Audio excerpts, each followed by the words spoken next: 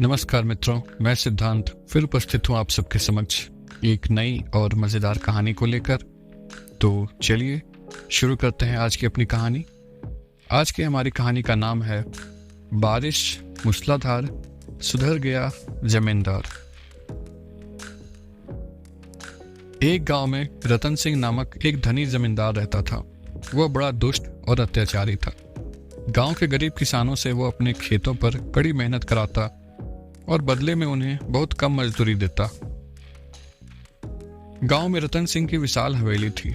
हवेली में बहुत से नौकर नौकरानियां काम करते थे। उन्हीं में एक नौकरानी थी कमली। कमली बड़ी सीधी सादी और नेक महिला थी। 4 वर्ष पहले उसके पति की बिजली गिरने से मृत्यु हो गई थी। 5 वर्ष की उसकी एक बेटी थी रानी। रानी के अतिरिक्त कमली का संसार में कोई न था। माँ बेटी दोनों किसी तरह गरीबी में अपने दिन गुजार रहे थे। जमींदार रतन सिंह के परिवार में भी उसके बेटे मोहन के अतिरिक्त कोई नहीं था।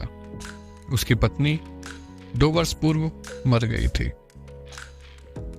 जमींदार रतन सिंह ने कुछ ही दिनों बाद दूसरा विवाह कर लिया, लेकिन उसके अत्याचारों से घबराकर दूसरी पत्नी अपने मायके चली गई और फिर कभी नहीं लौटी। रतन सिंह अपने बेटे मोहन को बहुत प्यार करता था। मोहन उसकी आंखों का तारा था। वह उसे पल भर के लिए भी अपनी आंखों से ओझल नहीं होने देता था। कमली रतन सिंह की हवेली में भोजन बनाने का काम करती थी। वह अपने साथ अपनी बेटी रानी को भी हवेली में ले आती। रानी और मोहन एक साथ खेलते रहते और कमली रसोई में खाना बनाती रहती। एक दिन कमली रसोई घर में थी, तभी मोहन दौड़ता हुआ आया और दूध मांगने लगा। वो बहुत देर से खेल रहा था, अतः उसे भूख लगाई थी। रानी उसके पीछे खड़ी थी। कमली ने मोहन को एक गिलास दूध दिया और फिर अपने काम में लग गई। तभी रानी ने भी दूध मांगा। कमली ने उसे डांट दिया। रानी रोने लगी। मोहन को यह सब बड़ा अजीब लगा। उसने आधा दूध पिया और शेष रानी को दे दिया।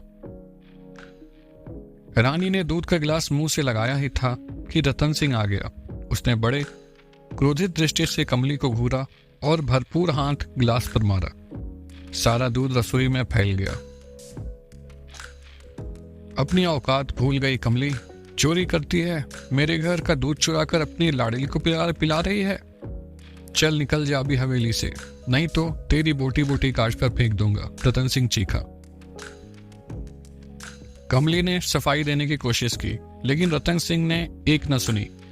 कमली रानी को लेकर सिसकती हुई अपने घर चली गई। धीरे धीरे 1 वर्ष बीत गया। बरसात के दिन थे। कमली मजदूरी करके लौट रही थी। अचानक जोर जोर से बादल गरजने लगे और तूफान आ गया। वह किसी तरह घर पहुंची, तभी तेज वर्षा आरंभ हो गई। कमली रानी को गोद में लेकर एक कोने में बैठ गई। झोपड़ी में तेजी से पानी भर रहा था। बड़ा भयानक तूफान था। ऐसा लग रहा था मानो प्रलय आने वाली हो। तभी बाहर से शोर की आवाज सुनकर कमली चौंक पड़ी। उसे लगा मानो सैकड़ों लोग चीख रहे हों। वह रानी को गोद में उठाए झोपड़ी से बाहर निकली। बाहर का दृश्य देखते ही उसके होश उड़ गए। चारों ओर बाढ़ का भयानक प्रकोप था। लोग अपने अपने बच्चों को कंधे पर बैठाए तेजी से भागे जा रहे थे। किसी को किसी की परवाह नहीं थी। सभी को अपनी जान बचाने की फिक्र थी। कमली ने भी रानी को कंधे पर बैठाया और भीड़ के साथ चल दी। कमली कुछ ही कदम आगे बढ़ी थी कि उसे मोहन की याद आई। शाम का समय था। वो जानती थी कि इस समय मोहन घर में अकेला होता है। उसके कदम रुक गए। उसके सामने मोहन का भोला भाला चेहरा घूम गया। कमली जब हवेली पहुंची तो मोहन बगीचे में खड़ा कमर तक पानी में डूबा हुआ रो रहा था। अचानक कमली को देखकर वह जोर से चीखा। कमली ने दौड़कर उसे संभाला और दोनों बच्चों को उठाकर सुरक्षित स्थान की ओर अकेली ही चल पड़ी। 5 दिन बाद पानी और तूफान का प्रकोप समाप्त होने पर कमली गांव वालों के साथ वापस लौटी। इधर रतन सिंह की स्थिति विक्षिप्तों जैसी हो रही थी। वह अपने बेटे की खोज में न जाने कहां कहां भटक रहा था।